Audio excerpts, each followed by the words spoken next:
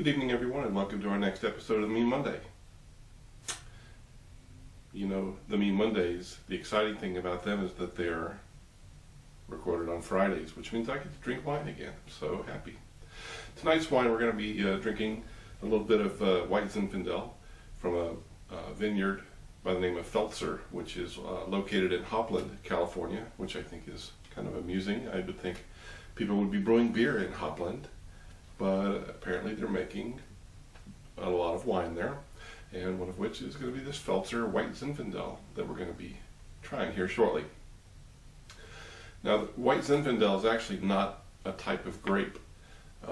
Zinfandel is a type of grape. The difference between a red Zinfandel and a white Zinfandel is the fact that there's a process that takes place where the vineyard removes the peels from the grapes prior to pressing and getting the juice out. And then when it goes to fermentation, the peels are not in there to color the wine red. So it comes out pale color. Just for the record, white Zinfandels make up about 10% of the wine sold in the U.S. by volume. And yeah, this one appears to be a pretty popular one. I've never tried it before, so this will be a first, and we're going to enjoy it together. One thing of note with Zinfandels, this is a type of wine that is made for consumption, immediate consumption. It's not aged. Zinfandel was first made into this type of rosé or blush wine in 1869 by the El Pinal winery in Lodi, California. All right, so let's open this up and give it a try, shall we?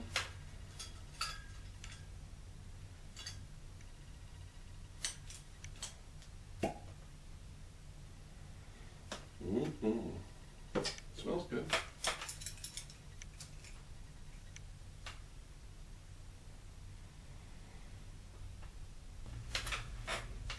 Let's give it a little taste.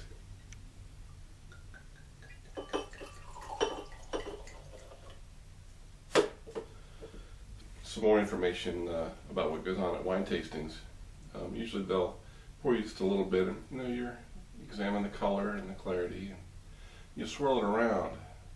And the reason you're swirling it around is because you want to look at what's called the legs. Now, the legs appear, as you can see in this close-up here, to be tears or runnings of liquid down the inside of the glass. And for a long time it was thought that you could tell basic information about the wine, like its viscosity, the quality of the wine, and things like that. So we're going to talk a little bit about legs, what they are and what they mean here in just a minute. But first, I really want to taste this.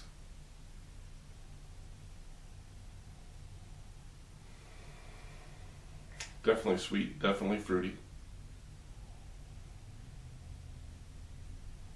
See, when I swirl it around, it releases the wine aroma, but it also releases alcohol into the glass. That's what helps create the tears or the legs phenomenon, which we'll discuss.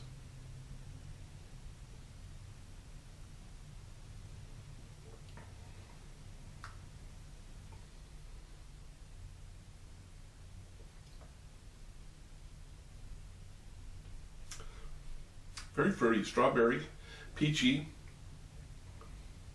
and at the end I'm getting like caramel. So it's rather unique and actually quite nice combination of flavors. So I like this very much.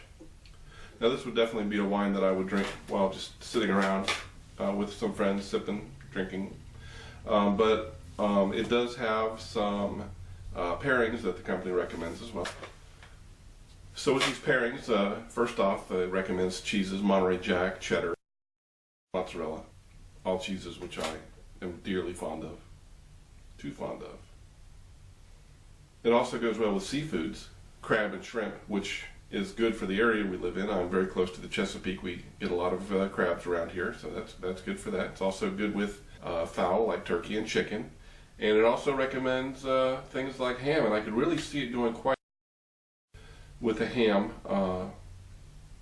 just your regular salty baked ham, But they also say it goes well with pork. So the white meats and the pink pork is pink ham.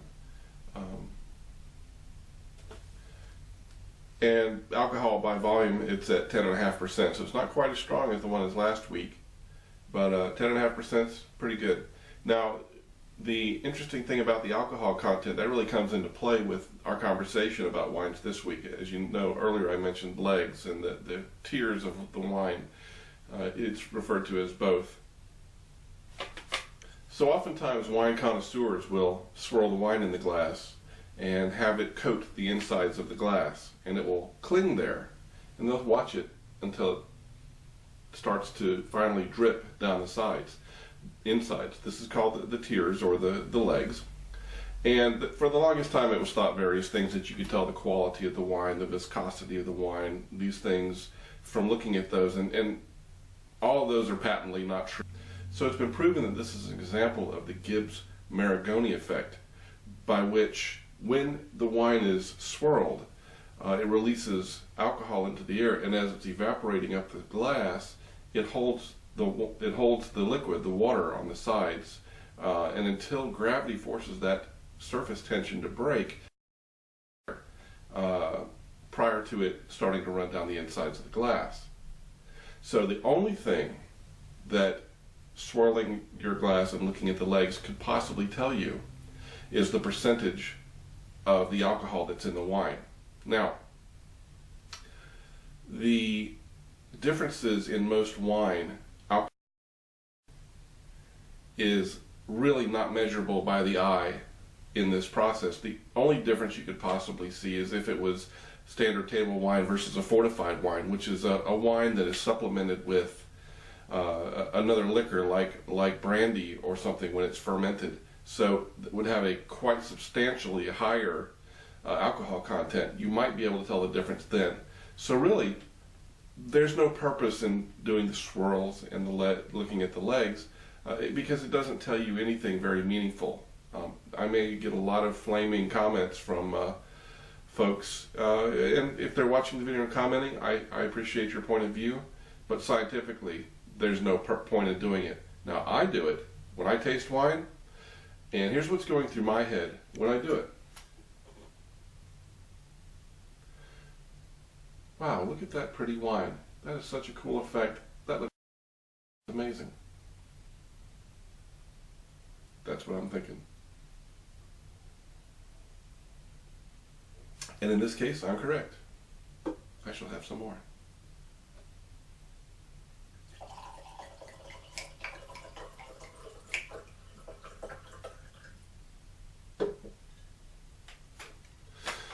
All right. In the next part of our Me Monday, I usually cover my vitals for the week. I'm fluctuating a little bit. I'm at 273, so I didn't continue falling as I had hoped. Now, I have been working out a bit. I've got my small elliptical that I use, but I did have to stop for 2 days because my quads got so painfully sore from doing it that I needed to have them rest for a couple of days. And what I did to compensate for not exercising those days was to do some yoga and some stretching. So we did that. I've been trying to eat better, lighter meals, less sauces, less carbs. Not totally successful there. I do love my mashed potatoes, but this is a process. It's not going to happen in a day or a week or a month. It took me years to put this on. It's going to take me a while to put it off. It's going to take me a while to take it back off. So I appreciate you being there and helping me with the process. But yeah, for fighting it. So we'll keep you posted on that.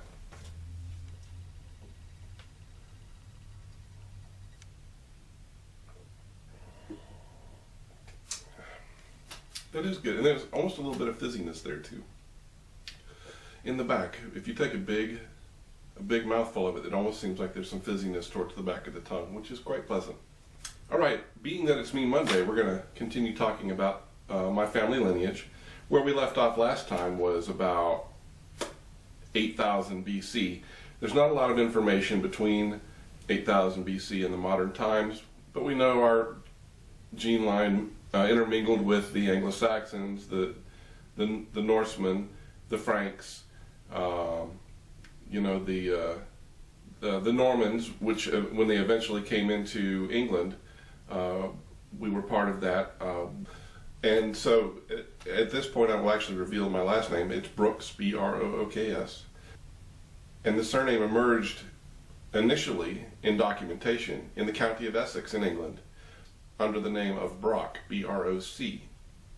And Brock in Norman was indicative of a stream near a home.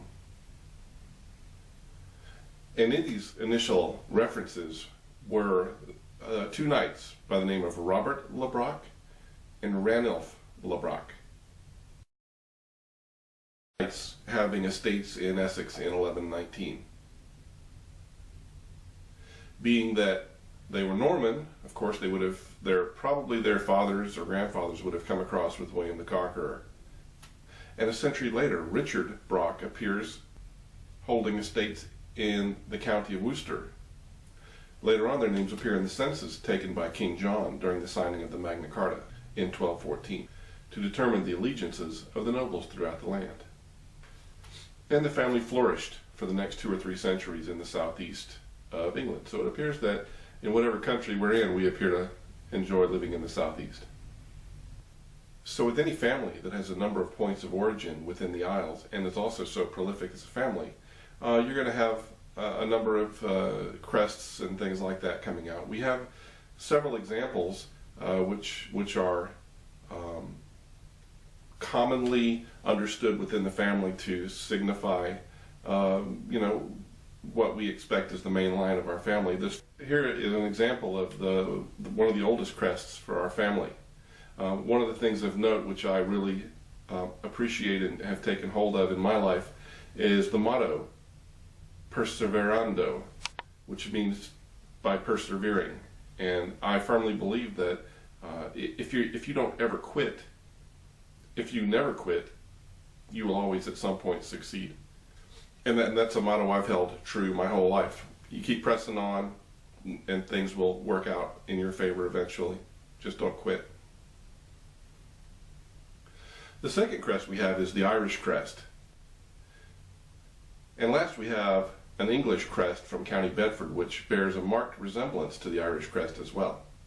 This one is the most widely used Brooks coat of arms, and it is described in Burke's General Armory, Burke's Landed Gentry, Burke's Peerage and Baronetage, and other historical reliable works on heraldry. This one displays a gold shield with a cross that is half red and half black, a crown that looks like the battlements of a castle, on which is an otter in its natural colors. The motto on this one, and I'm going to have to read this, Ut amnes vita labitur, in Latin, translates into English, life glides away like a river, bringing the water tones into it, the motto and the otter as well, you know, tying us to the water. This wine is good.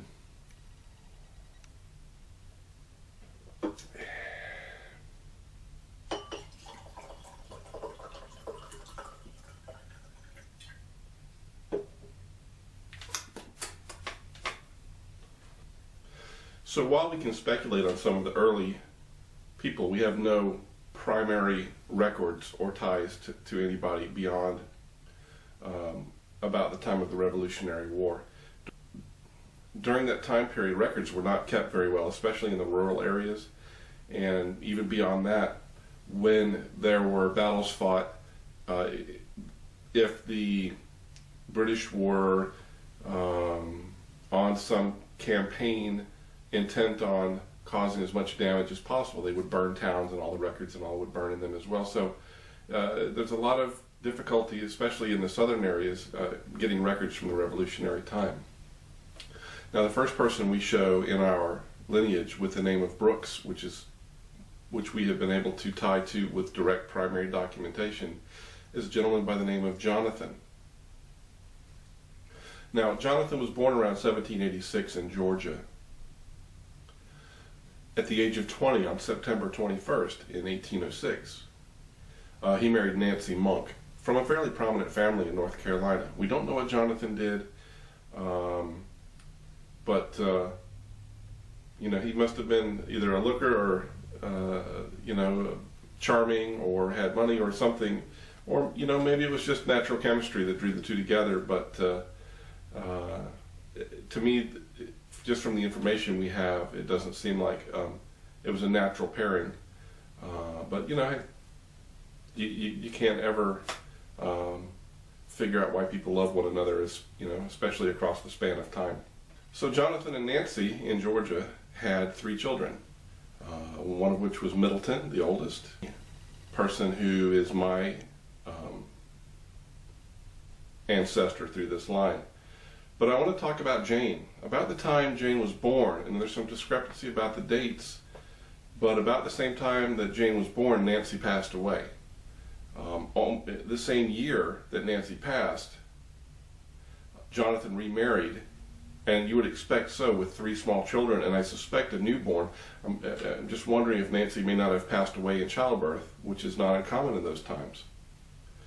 Now Middleton, who we're not going to talk about today, his story is well too involved to spend on one session or to share with another person, but he was born in 1812 in Eatonton in Putnam County, Georgia. So in 1812, we know they were in Putnam County, Georgia.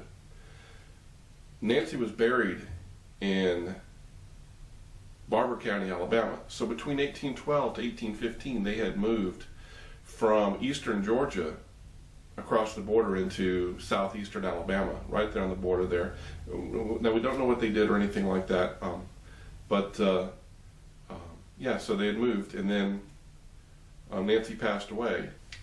So yeah, so it appears shortly after Nancy passed away, he married Sydney. Now you can understand why. He had 3 young children, including an infant, Jane. So, not to mention, Sydney at the time was only 15 years old. And so then, over the years, he proceeded to father 10 more children on her, none of which are in our direct lineage. They're half brothers and sisters to our ancestors. And then at some point, both he and Sydney moved to Mississippi, where they were both buried in Attala County. So, what we know is very little about them personally. We can speculate a little bit if we kind of put the dates together. But we do see a migration from the far eastern Georgia to far eastern Alabama, and eventually to Mississippi.